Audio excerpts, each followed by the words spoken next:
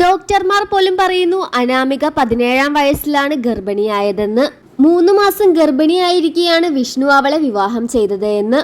കുഞ്ഞ് ജനിച്ച് ആഴ്ചകൾ മാത്രം പോസ്റ്റ്മോർട്ടം ഡിപ്രഷനിലൂടെ കടന്നു പോകുന്ന അനാമികയ്ക്ക് ഇത് വലിയൊരു ഷോക്ക് തന്നെയാണ്. ഭർത്താവും അമ്മായിയമ്മയും ഇപ്പോൾ ഒളിവിലും പോയി. പുതിയൊരു ജീവിതം കിട്ടിയെന്ന് ആശ്വസിച്ച് ആ പാവം കുട്ടി കഴിയുകയായിരുന്നു. എന്നാൽ യഥാർത്ഥത്തിൽ അതൊന്നുമല്ലായിരുന്നു സത്യം. വിഷ്ണുവിന്റെയും അമ്മായിയമ്മയുടെയും കൂടെ ഒപ്പമുള്ള അനാമികയുടെ ജീവിതം അത്ര രസകരമല്ലെന്നും വേണ്ടി വന്നാൽ അനാമികയുടെ ജീവൻ വരെ അപായപ്പെടുത്താൻ യാതൊരു മടിയുമില്ലാത്തൊരു ദുഷ്ട സ്ത്രീയാണ് ഉദയഗിരിജ എന്നാണ് അനാഥാലയത്തെ ചുറ്റിപ്പറ്റിയുള്ള ആളുകളും അവിടത്തെ അന്തേവാസികളും എല്ലാവരും പറയുന്നത്.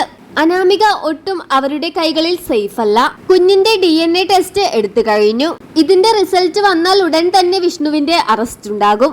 ഇതറിഞ്ഞ് വിഷ്ണുവും അമ്മയും ഒളിവിൽ പോയിട്ട് കുറച്ചു ദിവസങ്ങളായി. അനാഥാലയം അടച്ചുപൂട്ടി.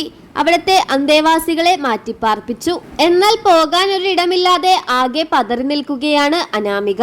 ആ വീട് വിട്ട് എവിടെ പോകുമെന്ന് പോലും അനാമികയ്ക്ക് അറിയില്ല. എത്രയൊക്കെയാണെങ്കിലും വിഷ്ണുവിൽ അനാമികയ്ക്ക് ഒരു കുഞ്ഞ് ജനിച്ചിട്ടുണ്ട്. എന്ത് ചെയ്യണമെന്നറിയാതെ നിൽക്കുന്ന ആ 18 വയസ്സുകാരിയുടെ കാര്യം ഓർക്കുമ്പോൾ വിഷമം തന്നെയാണ്.